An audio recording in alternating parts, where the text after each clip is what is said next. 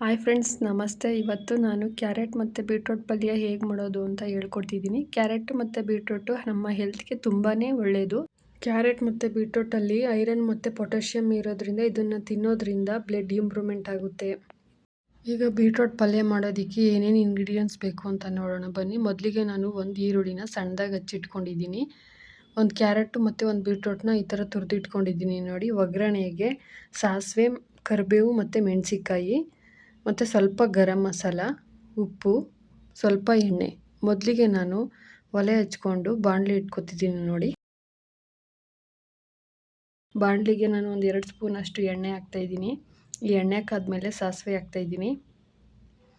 ಸಾಸಿವೆ ಸಿಡ್ದಾದ್ಮೇಲೆ ನಾನು ಈರುಳ್ಳಿ ಹಾಕ್ತಾಯಿದ್ದೀನಿ ನೋಡಿ. ಈರುಳ್ಳಿ ಜೊತೆಗೆ ನಾನು ಕರಿಬೇವು ಮತ್ತು ಮೆಣಸಿನ್ಕಾಯಿ ಹಾಕ್ತಾಯಿದ್ದೀನಿ ನೋಡಿ. ಈಗ ಎಲ್ಲ ಫ್ರೈ ಮಾಡ್ಕೊತೀನಿ. ನಾನು ಸಾಸಿವೆ ಆದಮೇಲೆ ಏನಕ್ಕೆ ಈರುಳ್ಳಿ ಹಾಕ್ತೆ ಅಂತಂದರೆ, ಕರಿಬೇವು ಮತ್ತು ಮೆಣಸಿನ್ಕಾಯಿನ ಹಾಕಿದ್ರೆ ಅದು ಸಿಡಿಯುತ್ತೆ ಅಂತೇಳಿ ಫಸ್ಟು ಈರುಳ್ಳಿ ಹಾಕ್ಬಿಟ್ಟು ಆಮೇಲೆ ಕರಿಬೇವು ಮತ್ತು ಮೆಣಸಿನ್ಕಾಯಿ ಹಾಕಿದ್ದೀನಿ ನೋಡಿ. ಇದೆಲ್ಲ ಚೆನ್ನಾಗಿ ಫ್ರೈ ಆಗಿದೆ.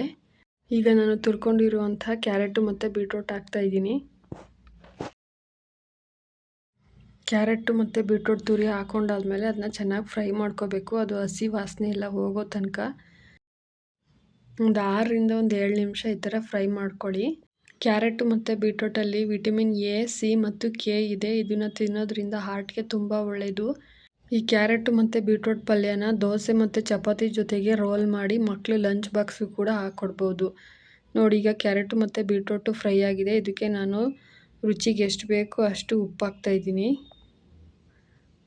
ಉಪ್ಪು ಹಾಕ್ಬಿಟ್ಟು ಎಲ್ಲ ಚೆನ್ನಾಗಿ ಮಿಕ್ಸ್ ಮಾಡ್ಕೊತಾ ಇದ್ದೀನಿ.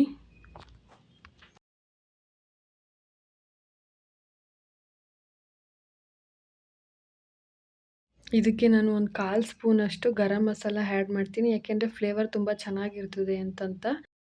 ಗರಂ ಮಸಾಲ ಆ್ಯಡ್ ಮಾಡಾದ್ಮೇಲೆ ಎಲ್ಲ ಚೆನ್ನಾಗಿ ಮಿಕ್ಸ್ ಮಾಡ್ಕೋಬೇಕು.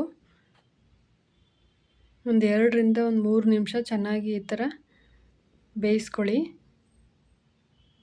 ಈಗ ನೋಡಿ, ಕ್ಯಾರೆಟ್ ಮತ್ತು ಬೀಟ್ರೋಟ್ ಪಲ್ಯ ರೆಡಿಯಾಗಿದೆ. ತುಂಬ ಈಸಿ. ಒಂದು 10 ನಿಮಿಷದಲ್ಲಿ ಈ ಥರ ಕ್ಯಾರೆಟ್ ಮತ್ತು ಬೀಟ್ರೋಟ್ ಪಲ್ಯ ಮಾಡ್ಕೋಬೋದು. ಇದನ್ನು ದೋಸೆಗೆ, ಚಪಾತಿಗೆ ಮತ್ತು ರೊಟ್ಟಿಗೆ ಎಲ್ಲದಕ್ಕೂ ಹಾಕ್ಕೊಂಡು ತಿನ್ನಬಹುದು. ಈ ರೆಸಿಪಿ ಇಷ್ಟ ಆದರೆ ಲೈಕ್ ಮಾಡಿ, ಶೇರ್ ಮಾಡಿ ಮತ್ತು ನನ್ನ ಚಾನಲ್ನ ಸಬ್ಸ್ಕ್ರೈಬ್ ಮಾಡ್ಕೊಳ್ಳಿ. Thank you.